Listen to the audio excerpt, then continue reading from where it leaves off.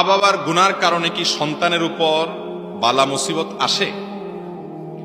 মা বাবা যদি কোনো পাপ করে, কোনো অপরাধ করে, কোনো অন্যায় করে, যত খারাপ কাজই হোক না কেন, এর জন্য সন্তানের উপরে কোনো দায় দায়িত্ব, বিশেষ করে ওই পাপের প্রায়শ্চিত্ত শাস্তি সন্তানকে কখনো ভোগ করতে হয় না, হবে না।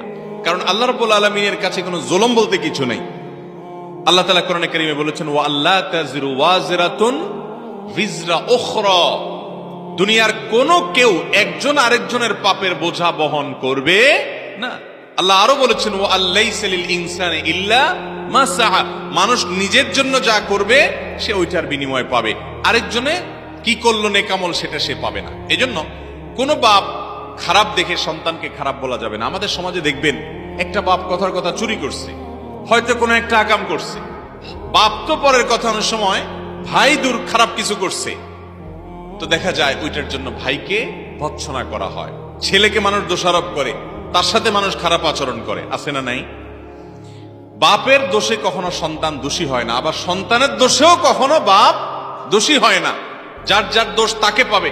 এই জন্য একজনের দোষের কারণে আরেকজনকে লজ্জা দেওয়া, আরেকজনের প্রতি অবিচার করা, জুলুম করা, কোণঠাসা করা, সামাজিকভাবে তাকে হেয় প্রতিপন্ন করা, এগুলো গুনাহের কথা।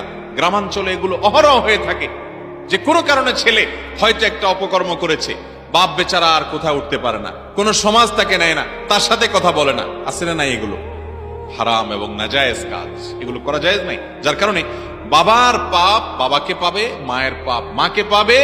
আল্লাহর কাছে অ্যাকাউন্টেবিলিটি, হিসাব সম্পূর্ণ আলাদা আলাদা, যার যারটা তার তার। অতএব সন্তানের পাপে বাপেকে, এই এক বাপকে পাবে না, বাপের পাপেও সন্তানকে পাবে না।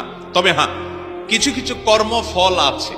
বাপ যেরকম খারাপ যদি পথে ছেলেকে পরিচালিত করে, তো তার ফল খারাপ হয়, সেটা ভিন্ন বিষয়।